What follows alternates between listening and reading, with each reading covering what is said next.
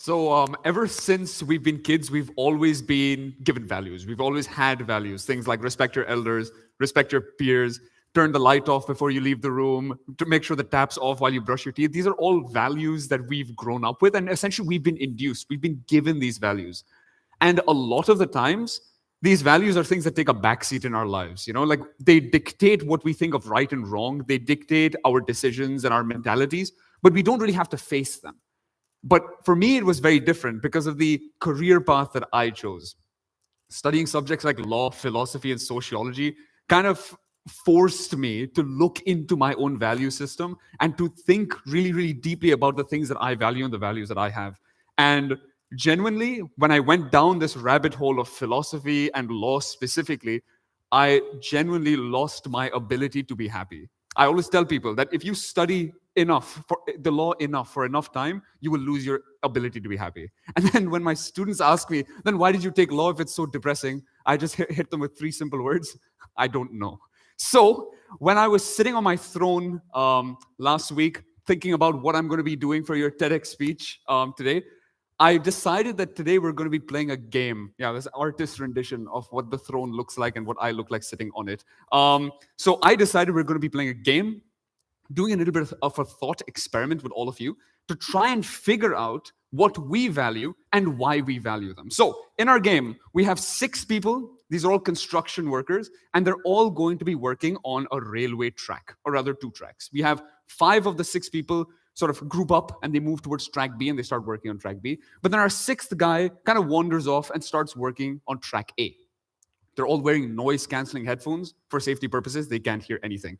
Some time passes, and then suddenly, oh no, there's a train rushing or hurtling towards them, towards track B. So it looks like disaster is about to strike for all 5 of those people working on track B. They don't know what's about to happen.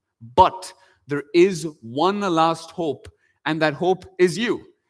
A few kilometers away, you're sitting at a surveillance post and you have absolutely nothing except one lever. And this lever will allow you to change the track from B to A. And in doing so, you would kill the one person, but you would save the 5, right? If you do nothing, the 5 will get run over by the train. They'll be absolutely obliterated, but the 1 will survive. So the not so simple question is, what do? Do you pull the lever or not? We'll do it right now. How many of you think you would pull the lever? Hands up. Okay, a few people, right? I'm assuming most of you would pull that lever because that's the exact same thing that I thought when I interacted with the trolley problem the first time. I instantly put my hand up as well. I was like, simple argument. 5 people is worth more than 1. 5 is a larger number than 1. I was very systematic back then before I started studying philosophy. Now everything's a mess up there. But my simple argument was, if 5 people is more than 1, then naturally I should save the 5 and kill the 1, right? Already we start to see a little bit of like a dubious nature to our psyche, right? Our brain is very tricky. It's very sneaky. It ignores the fact that we're basically a murderer if we pull that lever, and it focuses on the fact that no, we're actually saints because we're saving 5 people. And essentially our brain does that so we can live with ourselves with making a morally dubious decision. Now, what was interesting for me was that this showed me that no matter which way we spin it, whether we believe that everyone is equal, everyone is of equal value, our brain doesn't think so. At the end of the day, we're always going to be placing a price tag or value on human life.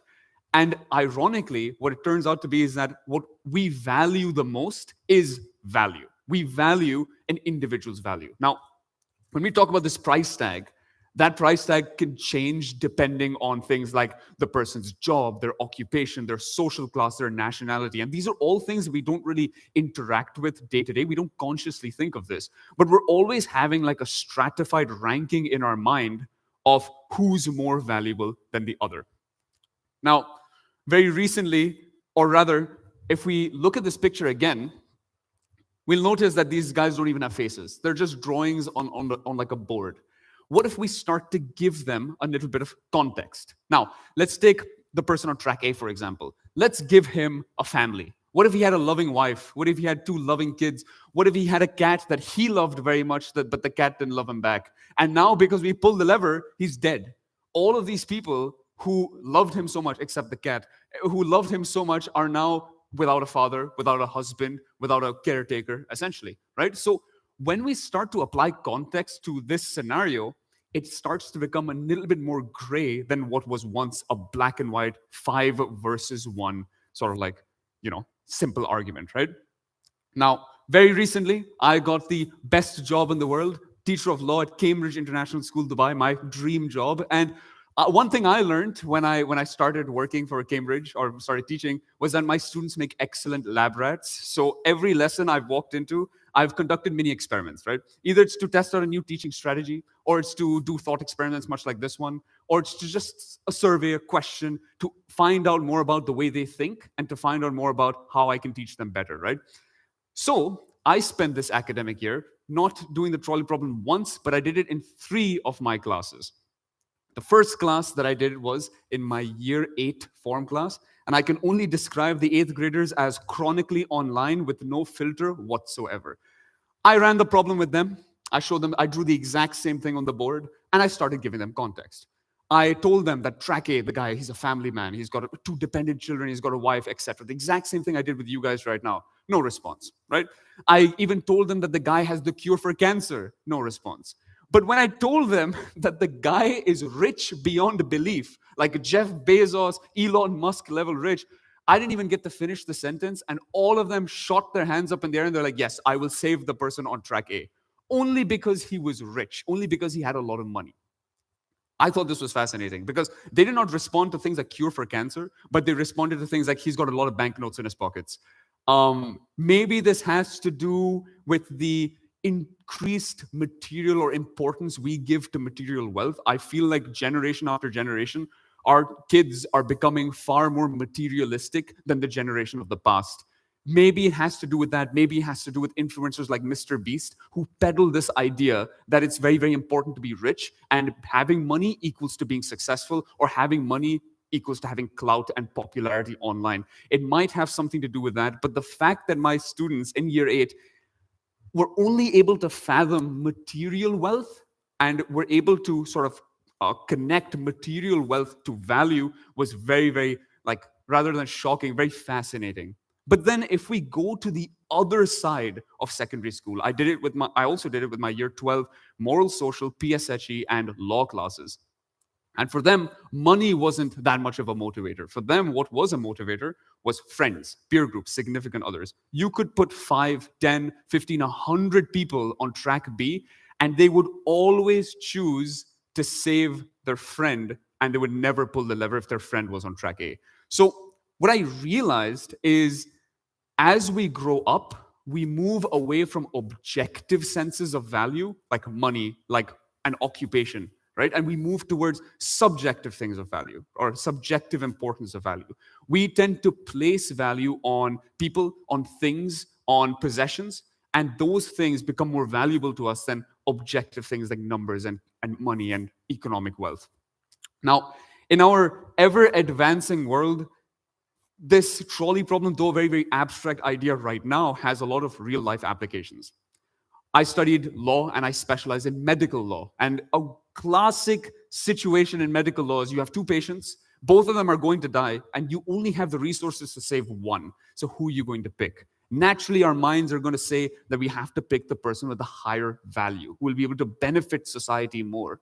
And again, we're already playing the role of a judge, jury, and executioner for the other person because we're essentially killing them. Another example that I interacted with quite recently was self-driving cars, technological advances. If we as human beings can't decide who to kill and who to save, how is a self-driving car going to choose between running over the child on the road who's crossing the street or swerving onto the pavement and hitting an old grandma on the road as well, right? If a car or technology has to make that choice while we can't do that ourselves, it is quite frightening to think about the ramifications that morality or this concept of subjective value could have, especially if we're endorsing or embracing technology so quickly. That's why I love the trolley problem. It allows us to put up a mirror, not to ourselves. It rather rips our face off and shows us what our values look like on the inside. It shows us a mirror, or like a mirror image to our own insides, our own values, and it teaches us how or why we value the things that we do. I'm having an existential crisis right now talking about it. And I always will be having an existential crisis because of the nature or the subject that I studied. But it makes my life more fun. It makes my life more interesting. And I love it. So thank you very much and have a nice day. Yeah, great. Thank you.